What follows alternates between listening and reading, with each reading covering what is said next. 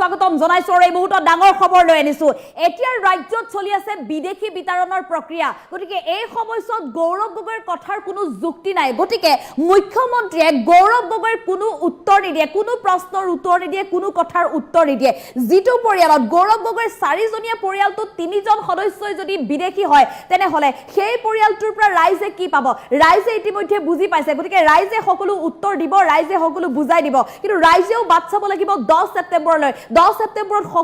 সকলো কথা তন্নকৈ পোহৰলৈ আহিব ৰাজ্যৰ মুখ্যমন্ত্ৰী গৰাকীয়ে পুনৰ আজি গৌৰৱ গগৈৰ সন্দৰ্ভত এটা ডাঙৰ মন্তব্য কৰিছে কি বুলি কৈছে মুখ্যমন্ত্ৰী গৰাকীয়ে লৈছে এই মুহূৰ্তত টাইম এটৰ দৰ্শকৰ বাবে ডাঙৰ খবৰ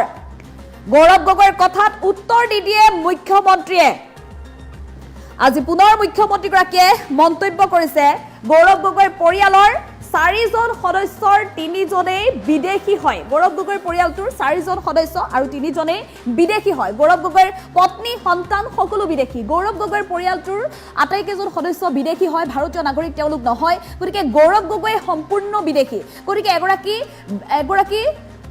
পৰিয়ালত এজন সদস্যৰ পৰিয়ালত যদি আটাইকেইজনে বিদেশী হয় তেনেহলে সেই ব্যক্তিজনৰ কোনো কথা এতিয়া উত্তৰ নিদিয়ে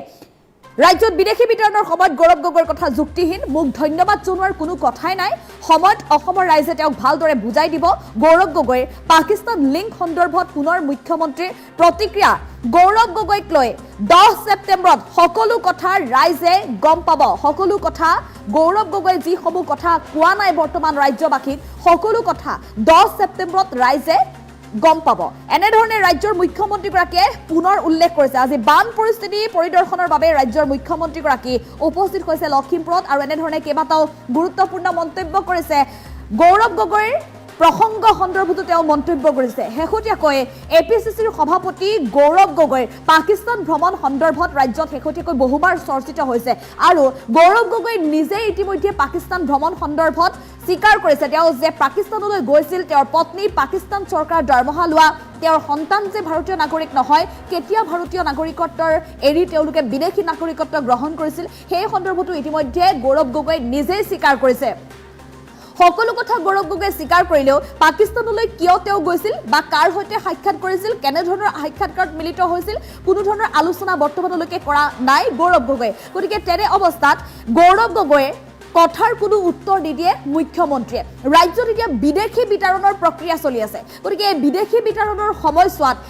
এটা পৰিয়ালত থকা চাৰিজনীয়া সদস্যৰ তিনিগৰাকীয়ে যদি বিদেশী হয় তেনেহলে সেই পৰিয়ালটোৰ কোনো কথাৰ এতিয়া যুক্তি নাই বুলি মুখ্যমন্ত্ৰী গৰাকীয়ে মন্তব্য কৰিছে গৌৰৱ গগৈৰ কথাত উত্তৰ নিদিয়ে মুখ্যমন্ত্ৰীয়ে যিটো পৰিয়ালৰ চাৰিজন সদস্যৰ তিনিজনেই বিদেশী তেওঁ স্বদেশীৰ হকে নহয় বিদেশীৰ বাবেহে চিন্তা কৰিব এনেধৰণে এতিয়া মন্তব্য কৰিছে মুখ্যমন্ত্ৰী গৰাকীয়ে গৌৰৱ গগৈক সমালোচনা কৰিছে পুনৰ মুখ্যমন্ত্ৰী ডক্টৰ হিমন্ত বিশ্ব শৰ্মাই আৰু গৌৰৱ গগৈক যে এইবাৰ সমগ্ৰ ৰাজ্যবাসী ভালদৰে উত্তৰ দিব সেই কথাও তেওঁ উল্লেখ কৰিছে গৌৰৱ গগৈক উত্তৰ ৰাইজে দিব 10 সেপ্টেম্বৰলৈ সকলোৱে বাট চাওক 10 সেপ্টেম্বৰৰ সকলো কথা পোহৰলৈ আহিব ৰাজ্যৰ মুখ্যমন্ত্ৰী ডক্টৰ হিমন্ত বিশ্ব শৰ্মাই গৌৰৱ গগৈৰ সন্দৰ্ভত ডাঙৰ মন্তব্য কৰিছে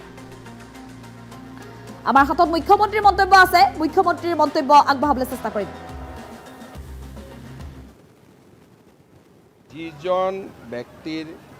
চাৰিটা পৰিয়াল তাৰে তিনিজনে বিদেশী আকৌ অসমত আমি বিদেশী বহিষ্কৰণৰ বাবে দিনে ৰাতিয়ে লাগি আছোঁ গতিকে তেওঁৰ কথাত উত্তৰ দি লাভ নাই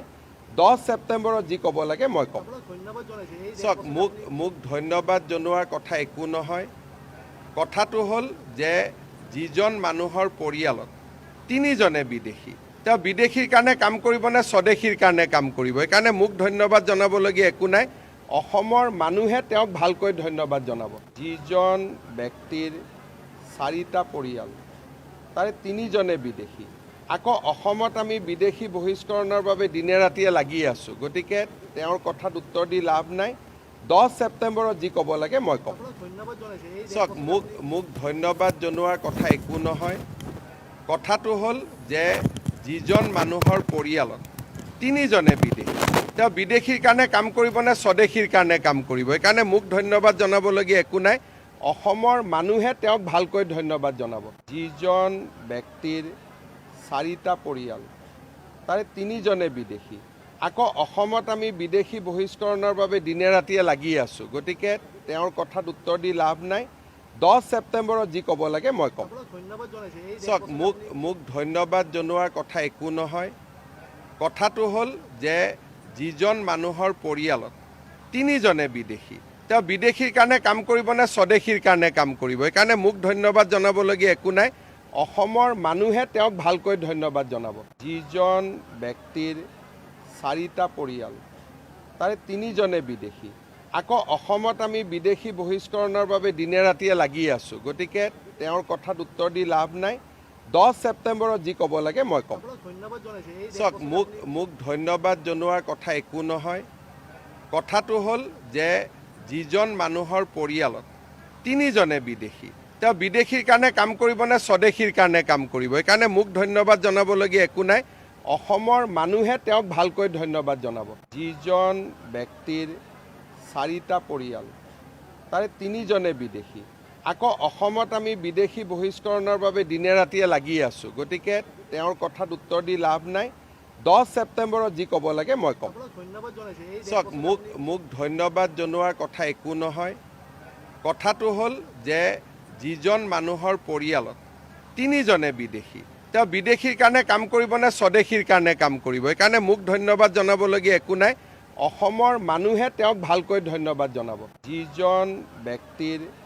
4টা পৰিয়াল, তাৰে 3জনে বিদেশী।